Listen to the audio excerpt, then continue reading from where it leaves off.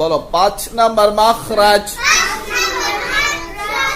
5 number মাখরাজ। জিহ্বার গোড়া থেকে একটু আগে বাড়াইয়া তার বরাবর উপরের তালুর সঙ্গে লাগাইয়া মধ্যখান পেঁচানো কাফ। আবার মধ্যখান পেঁচানো কাফ।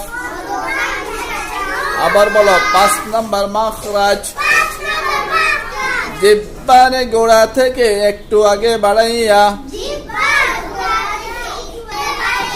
তার বরাবর উপরের তালুর সঙ্গে লাগাইয়া